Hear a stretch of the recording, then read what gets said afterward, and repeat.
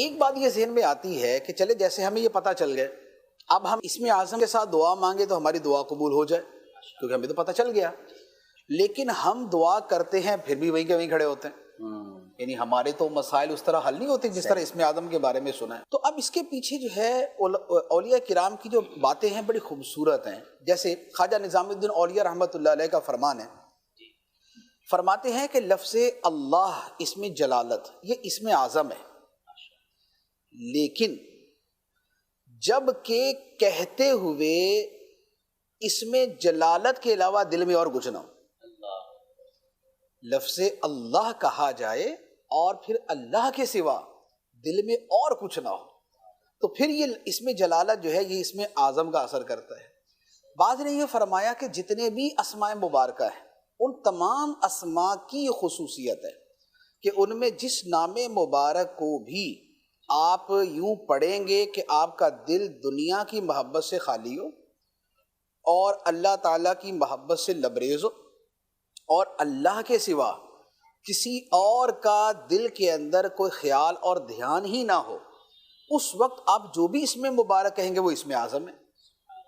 تو یوں کہہ لے کہ حقیقت اس کے درمیان ہی ہے کہ واقعتاً اسم اعظم ہر وہ لفظ ہے، ہر وہ اسم مبارک ہے کہ جس کے پکارتے ہوئے بندے کا دل غیر سے خالی ہو جائے اور خدا کی یاد سے ایسا معمور ہو جائے کہ کسی اور کی یاد باقی نہ رہے۔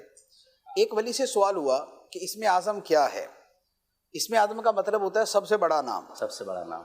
اسم اعظم کا جو ترجمہ ہے وہ سب سے بڑا نام، صحیح۔ تو ان بزرگوں نے فرمایا کہ یہ بتاؤ اللہ تعالیٰ کا نام چھوٹا کون سا ہے؟ اللہ اکبر، سبحان اللہ تعالیٰ کا ہر نام ہی بڑا ہے، تو جب ہر نام ہی بڑا ہے تو ہر نام ہی اسم اعظم ہے، انہوں نے اس اعتبار سے کلام کیا۔ اچھا پھر یہ ہوتا ہے کہ اسم اعظم کی جو تاثیر ہوتی ہے یہ ایسا نہیں ہوتا کہ یہ ہر ایرے غیرے نااہل کو دے دی جائے، اس کے پیچھے اہلیت بھی چاہیے۔ جیسے آپ یوں سمجھ لیں کہ ہم کوئی شے کسی کو استعمال کے لیے دیتے ہیں تو ہم پہلے یہ تو دیکھتے ہیں نا کہ اس کے اندر اہلیت ہے یا نہیں۔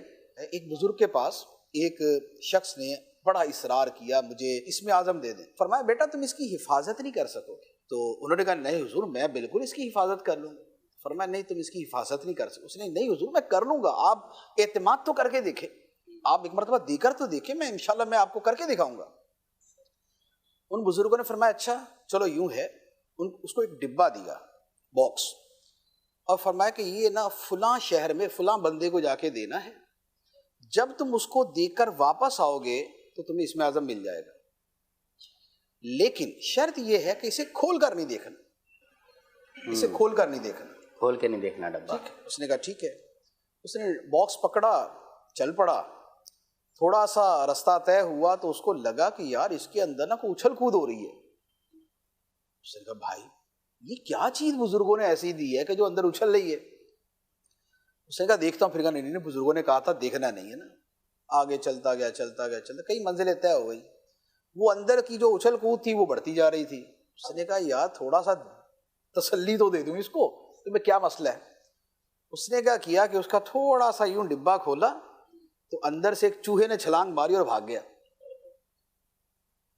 اسے بڑا غصہ آیا، یار بزرگوں نے میرے ساتھ مذاق کیا، میں اسم اعظم مانگ رہا ہوں اور مجھے کسی کو چوہا پہنچانے کے اوپر مقرر کر دیا۔ وہیں سے واپس آ گیا اور آتے ساتھ ہی بڑے غصے کے اندر آ کے بزرگوں کے پاس نا وہ پہنچ گیا ان کے پاس۔ انہوں نے فرمایا کیا ہوا بھائی بڑے غصے میں لگ رہے ہو؟ اس نے کہا حضور اسم اعظم مانگا تھا آپ نے تو میرے ساتھ مذاق کرنا شروع کر دیا۔ میں کیا ہوا؟ کہ نا آپ نے مجھے ڈبے کے اندر چوہا ڈال کے دے دیا کہ یہ پہنچا دو۔ فرمایا بیٹا تم اگر ایک چوہے کی امانت کی حفاظت نہیں کر سکے تو اسم اعظم کی حفاظت کیسے کر سکو گے؟ تو جسے اسم اعظم ملتا ہے اس سے پہلے اس میں وہ اہلیت ہوتی ہے کہ وہ اسے سنبھال بھی سکے۔ یہ نہیں ہے کہ نااہل آدمی کو جیسے اگر بندوق دے دی جائے تو وہ ہر بندے کو گولیاں مارنا شروع کر دے۔ اب ایک آدمی کو اگر اسم اعظم مل گیا اور اس کو پتہ ہے کہ اسے سارے کام ہو جائیں گے تو اس کو تو جس پہ غصہ آیا نا اس نے کہا یا اللہ اس کو مار دے، اللہ تو وہ بندے ہی مارتا رہے گا سارا دن۔ ظرف بھی ساتھ میں سمندر جیسا ہو تب اللہ تعالیٰ اس طرح کی چیزیں عطا فرماتا ہے، ورنہ تو پھر جو مس یوز ہے وہ تو بہت زیادہ ہو جائے گا۔